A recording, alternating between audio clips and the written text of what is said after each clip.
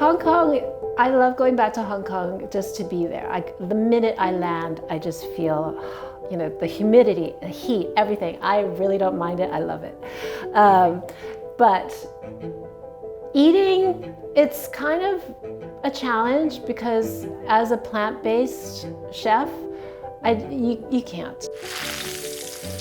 Hong Kong being a port city is very seafood centric. Like, you're not gonna find vegan spam. You're not gonna find, you know, anything vegan really. Yeah, it's very hard I don't really go there for the food. But as a chef, I will try. I will always try. You know, I will always try it to see if I can make it vegan, always. But I don't know, that sounds weird, right? That I don't go there for the food and I wrote a Hong Kong cookbook.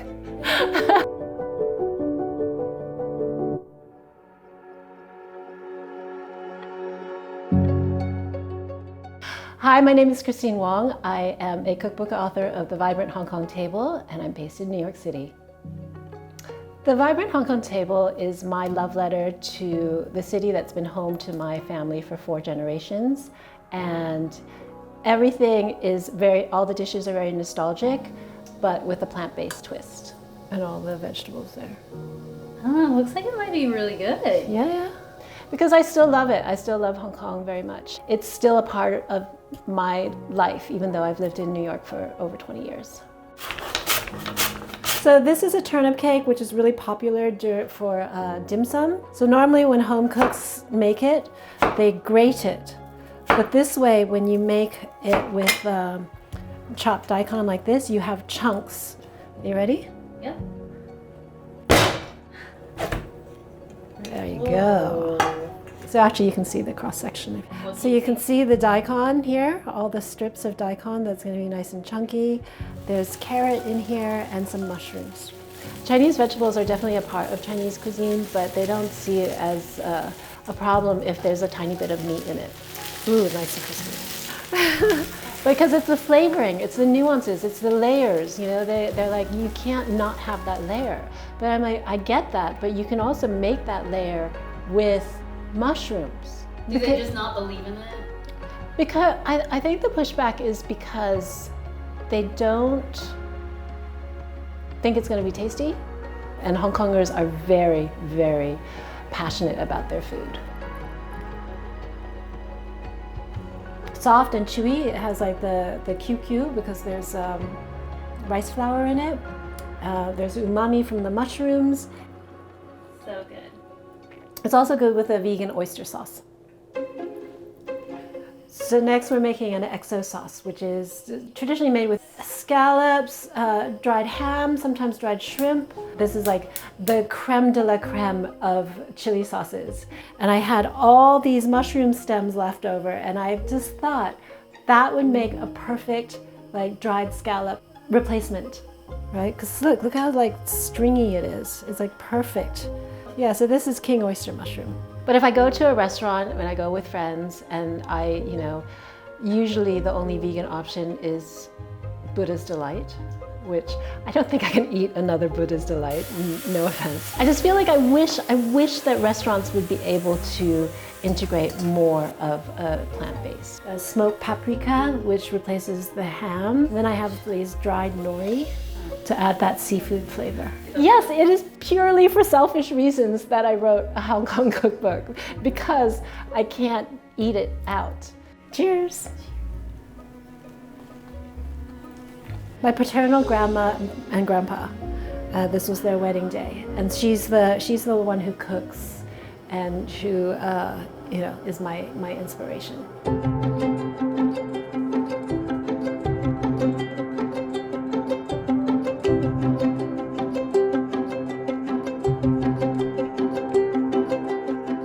Food is very unique in that it's a culmination of East meets West, or rather West meets East. They're called soy sauce Western, and that came about with these restaurants called Chinatown, which are Chinese diners, and that's where most people were able to enjoy these kind of Western influenced foods. So this dish was created in the 1950s as an affordable hot meal and sustenance for factory workers and laborers. Here I have the Spam, which we're making right now, and some watermelon radish and the macaroni. And it is a very simple soup. And it's just a complete mishmash of cultures here. As a British colony, there was a lot of influence. But they use condensed milk, they use Spam, they use canned corn. Some with Chinese techniques, but they use shelf-stable ingredients. This is a new iteration from even in the book. And what it is it's extra firm tofu, beetroot to make it pink. There's some spices in there. It's popular because it's accessible, and a lot of it is nostalgic.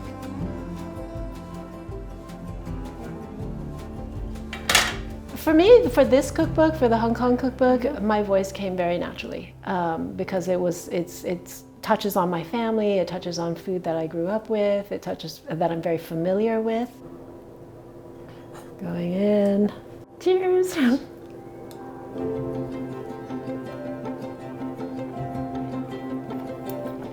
The Spam definitely has that chewiness. And then, you know, what's not to love about macaroni soup? People look at my book and they don't know that it's actually vegan. But they're all like texturally just accurate. I always say I'm channeling my ancestors to make this right. Vegetables can be sexy. Vegetables are beautiful. But I think it's the mindset that needs to be changed. And I wish that like a lot of the restaurants would be able to just kind of have that option and celebrate vegetables as much as they celebrate meat and seafood.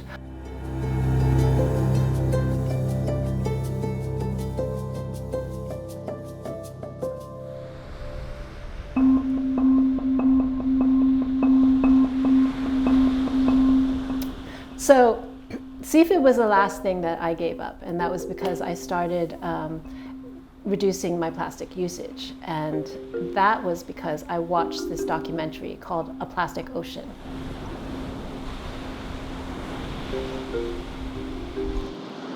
So I never come to the beach with a bag because I know I'll always find a bag or a balloon or something to put all the scraps that I find. And you just found that bag?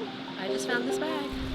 And after I watched that movie, I was like, oh, I need to do something about this. But if we're going for a walk, I will definitely always pick up that orange little speck of plastic because it's for the birds.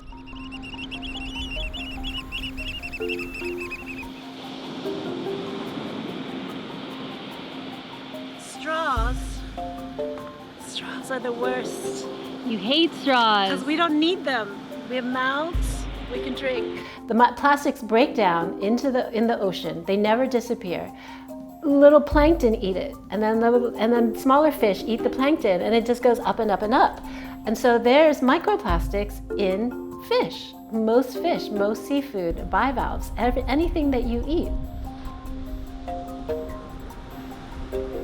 I read that a seafood eater consumes 11,000 pieces of plastic a year. That's kind of a turnoff for me. So after having read that fact, I was like, I'm off seafood. It's a pineapple colada. Okay, what brand is it? There's studies now that it's in your brain and in your ovaries. You know, every single bird has plastic in their bodies because they think it's food. The whales have plastic. So for me, and I've pissed a lot of people off by saying this, you cannot be vegan if you use plastic. That goes down to the way I shop for food too. We've got tons of little plastic bits, small fragments. I feel this drive because we only have one planet. We can do this, you know, at least we can all try to be mindful of it, you know, and any single piece of plastic that you don't use, it's just a step in the right direction.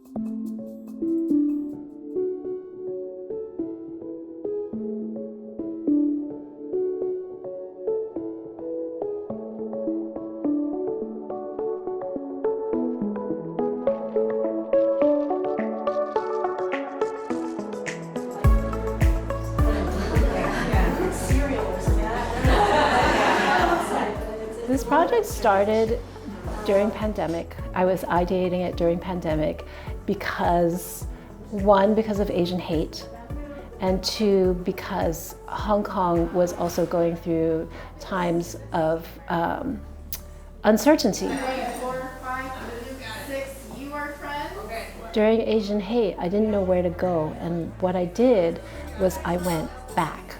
I went way back. I researched my family history. I did a whole family tree. I had to know. So I think that was a turning point for me because I wanted to, I needed to like uplift myself. I needed to find things that would bring me comfort. I knew that I had to embrace, my culture and be proud and loud about it.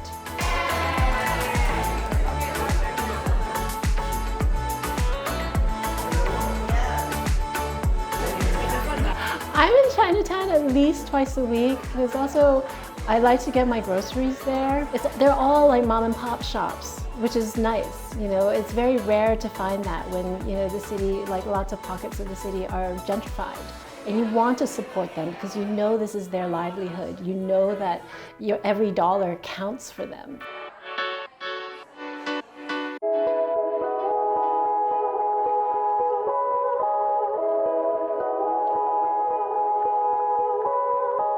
Chinatown before Asian hate was always just my home away from Hong Kong. And all the aunties, obviously, and people speaking Cantonese. I like going there. Such beautiful scallions. We are at G&J Florist, who during pandemic, they started selling some vegetables, fruits and vegetables, locally grown. So it's not Chinese ingredients. They're ingredients that you would find at the farmer's market.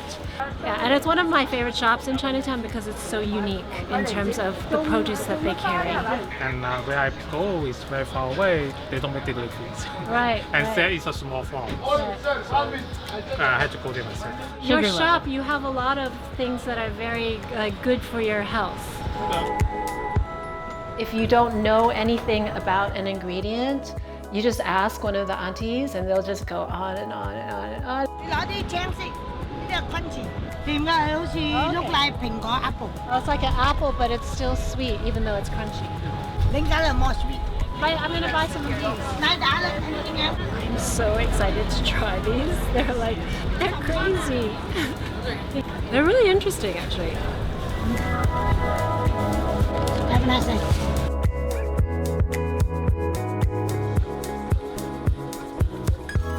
This is my favorite mom and pop shop in Chinatown called KK Discount, and you can get literally everything but the kitchen sink here. I shop here for utensils, things like this, strainers. It's only $3.95. Well, I would get the rolling pins. Making dough from scratch is really important too. Teacups, these are the best. I bought a lot of these from my book because they remind me of Chinatown and that whole era of like in the 1950s and 60s. I think this place, a lot of locals know about it because they've been around for 30 years, but I think it is also a hidden gem because it's kind of intimidating to come in here because there's so much stuff.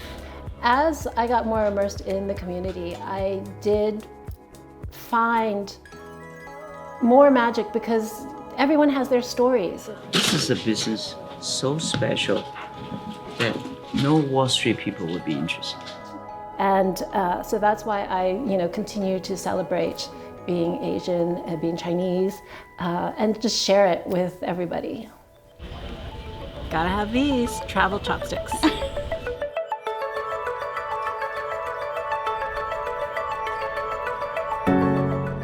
But I think that, everybody, all your family, all your ancestors, they have paved the way for who you are today. Even when I joke about, channeling my ancestors to cook, their journey has led me to where I am, and who I am.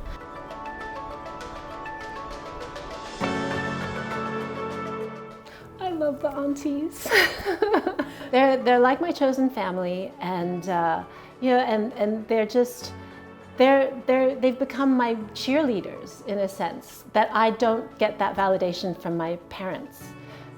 Maybe that's why I love them so much. Yeah, they're like your support. I'm totally like blushing. Being a part of that is very heartwarming and gratifying for me. I'm a first generation American. I don't know if it's ever any of my ancestors' dreams, but I still, at the same time, I want to always honor them. I've accomplished what I set out to achieve, and that is, creating these dishes and making them satisfying and culturally appropriate, and that's good.